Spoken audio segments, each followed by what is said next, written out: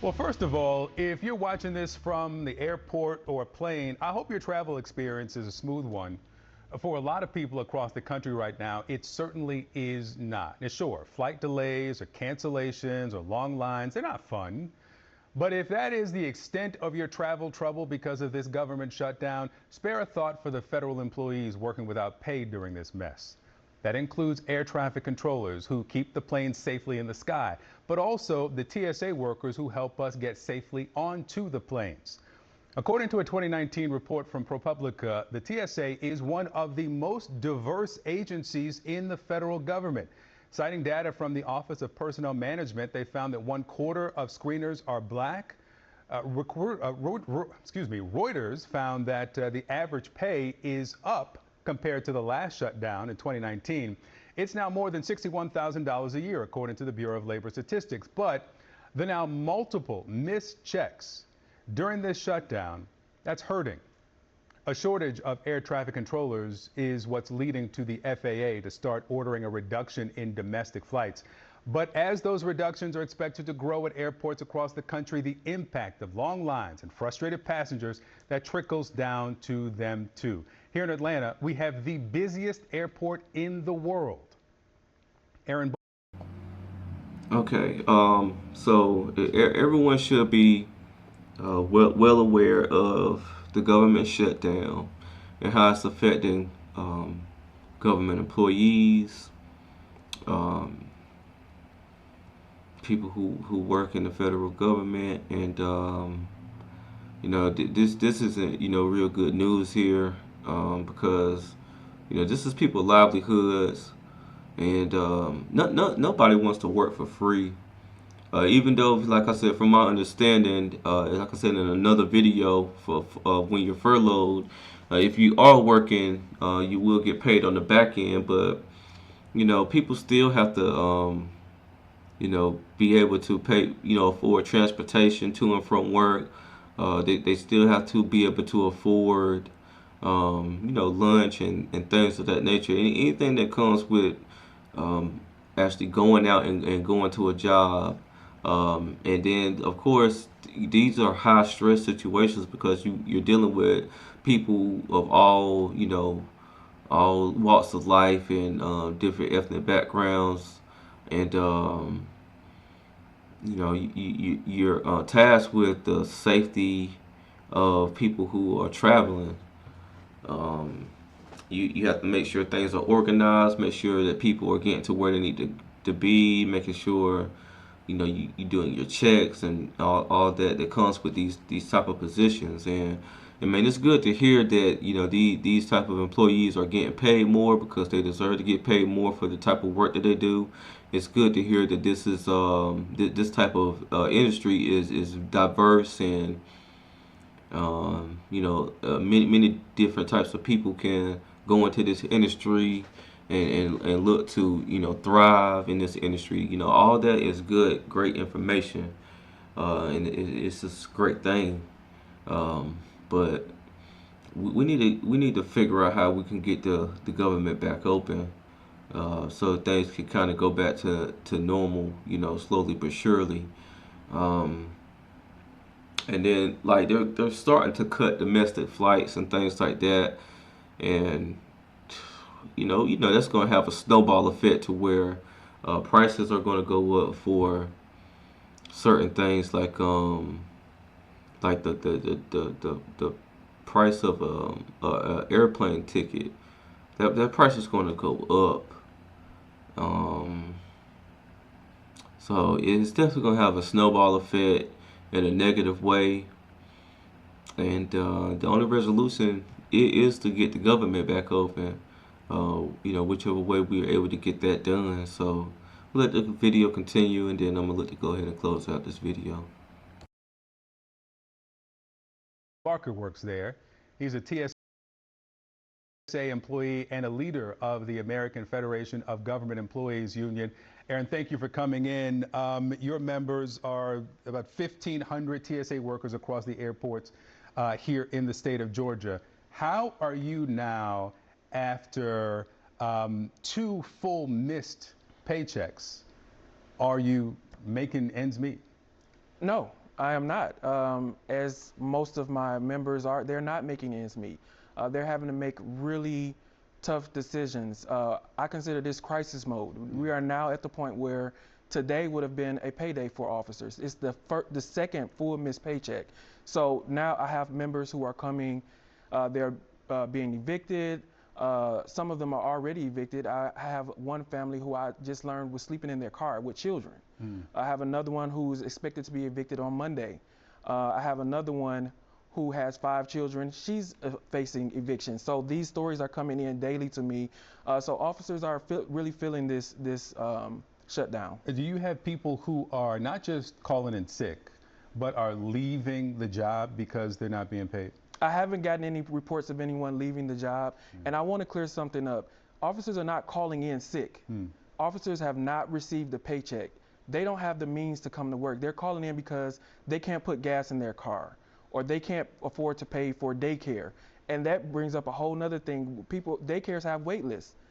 Those children that are not able to go to daycare right now, once the government reopens, they then have to be find other places to, for the care of their children while they report to work. Let me ask you about this thinning of air traffic. 4% on Friday. It could go up, the Secretary of Transportation says, at some point to 20%.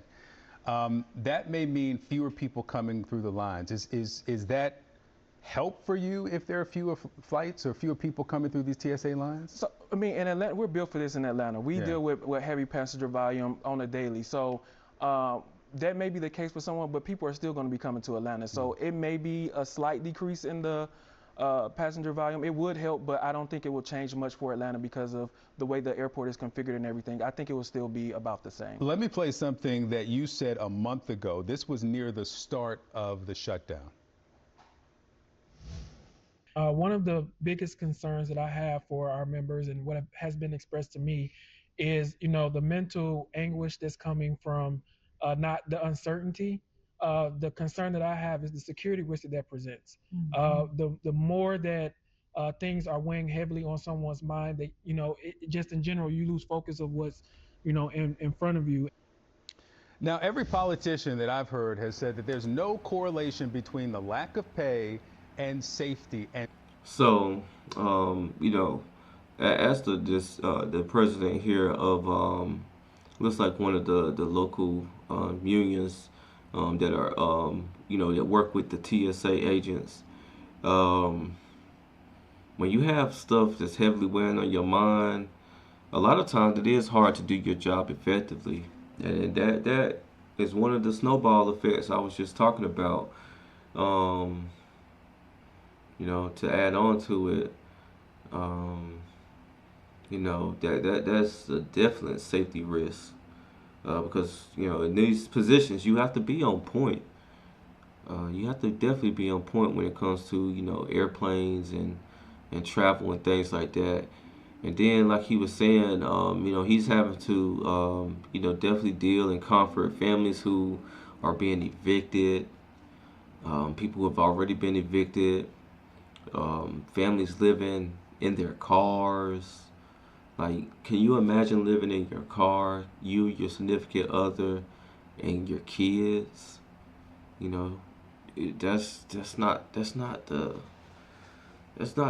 place that you would want to be, especially when a month or two ago everything everything was everything was normal, and then just to have this quick sudden shift, this is really this is very unfortunate for sure. And I hope people in Congress are really paying attention to this and seeing the risk that you're putting people's lives and the safety of others. You're putting all that at risk over disagreements, and we have to find a way to come to an agreement, as I'll continue to say, because the effects of this, it could be tragic, and it's a lot of situations it's already tragic. No one wants to become homeless because they're not able to afford to be able to pay their rent. Nobody wants to starve because they're not able to afford to buy food.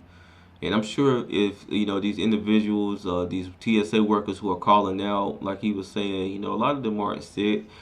They just can't afford to put gas in their cars, which is understandable. Like, I mean, if you can't afford to put gas in your car, how are you going to get to work?